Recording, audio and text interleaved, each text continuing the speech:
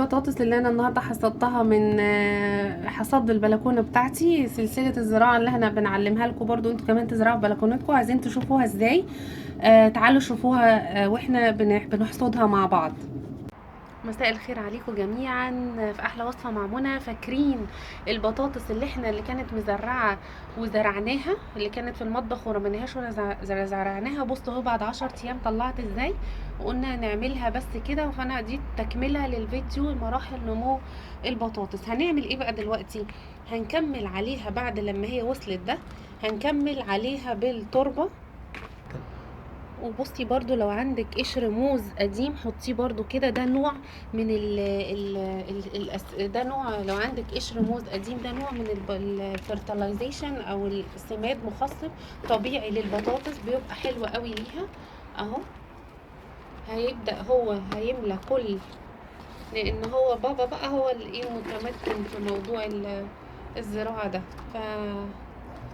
فهو هيبدأ هو يحط، نملاها طينة. وبعدين احنا هي بعد 10 ايام اهو مليناها تربة زي ما وريتها لكم. وكل مرة بعد 10 ايام بملاها برضو تربة لحد لما، يعني كل ما تكبر 3-4 انش املى تربة لحد ما املى.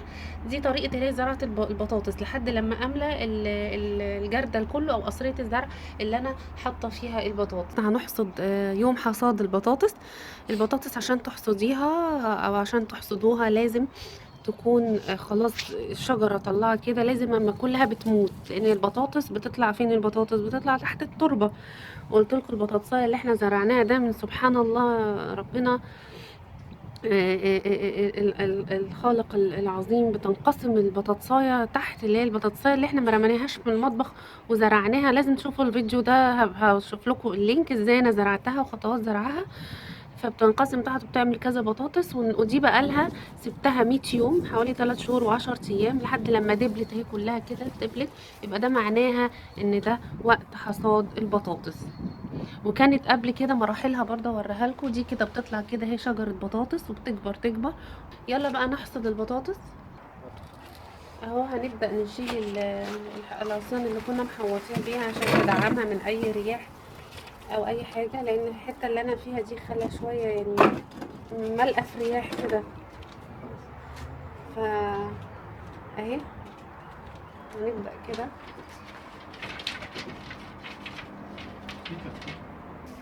يلا بسم الله الرحمن الرحيم. اهو البطاطس بتطلع تحت التربه، مش في شجر البطاطس يعني مزرعه، بتطلع مدفونه تحت. سكه كده وبيلفها اهي. طلع اهي الجذور. هنفحر بقى هنفحر في التربه ونطلع البطاطس ان هي تحت.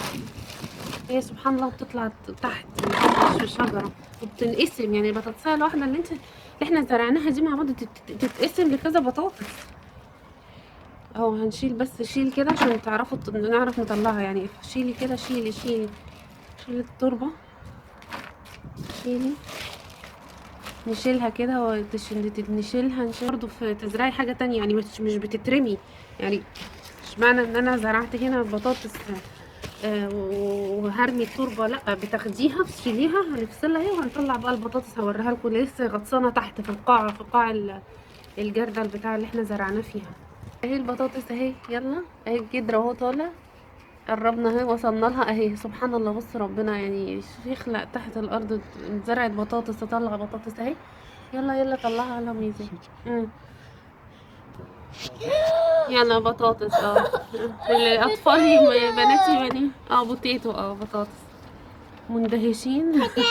واحنا بنحب يوم الحصاد ده من البلكونه يعني. وسبحان الله عايزه برضه اقول لكم حكمه راودتني دلوقتي، ان احنا اطفالنا زي النبته دي، زي النبته زرعناها صغيره واعتنينا بيها وتطلع نبته حلوه. يعني الاطفال برضو اطفالنا زي نبته ببيتنا اهي. واحده كمان. يلا بابا طلعها لنا. يلا بسم الله. ايه ده؟ بيبي بتاعت طلعها بيبي بوتيتو. في كبيره هي طلعها احجام مختلفه. الجميله الصغيره دي لما بتطلع البيبي بوتيتو دي نطلعها كمان كبير تحت. في كبير تاني تحت يا ساره. استنى وهنا واطفالنا زي النبتة، شوفوا يعني تعتني بيها وتتوكلي على الله تطلع ان شاء الله باذن الله.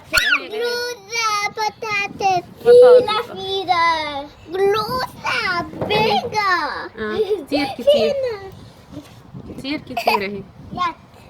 مش يبكي يا ساره، دي تربه اهي. بطاطس ما شاء الله، احلى بطاطس تاكليها على فكره، بتبقى جميله جميله. ولا بقى مبيدات بقى ولا جربوها يا جماعه. احنا قلنا لكم فعلا كل امانه،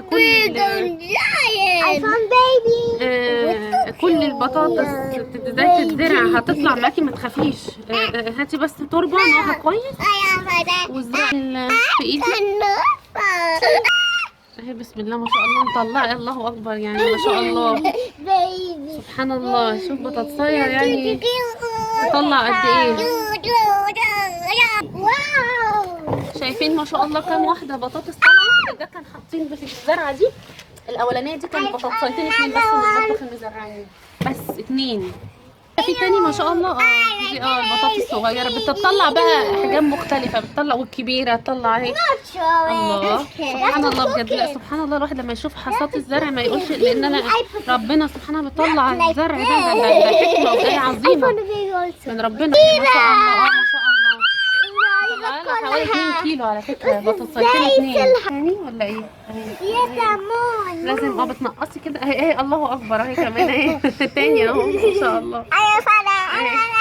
لا يعني انا مبهوره بصراحه، لان هو لما حصدها المره اللي فاتت انا ما كنتش هنا، ما كنت في عند مامتي يعني، فما شفتها فاول مره اشوفها، فانا مبهوره. لا وطلع ما شاء الله بجد بجد ما شاء الله. وسبحان الله كمان يعني سبحان الله يعني. شوف ربنا طلع الزرع ازاي لينا عشان ناكله. سبحان الله بجد. نقول ايه يا ساره؟ دي ربنا بنقول ايه؟ ربنا يطلع الزرع نقول ايه يا ساره؟ سبحان ايه؟ سبحان الله بجد بجد يعني. آية فعلا من آيات ربنا الزرع اللي بيطلع ده.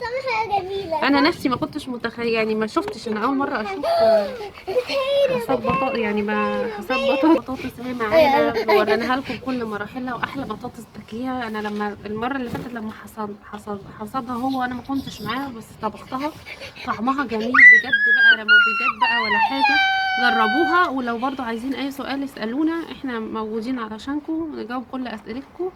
وان شاء الله لو الفيديو عجبكم ما تنسوناش لايك وشير وتشتركوا في القناه عشان تدعمونا والقناه تكبر، بحيث ان احنا في لينا متابعين وفي لينا ناس فعلا بتهتم ان هي تشوفنا ومهتميه ان هي بتشجعنا، لان ده بيدينا دفعه ان احنا دايما ننزل فيديوهات. وبحبكم قوي، وان شاء الله اشوفكم الفيديو الجاي على خير في احلى وصفه معموله. مع السلامه.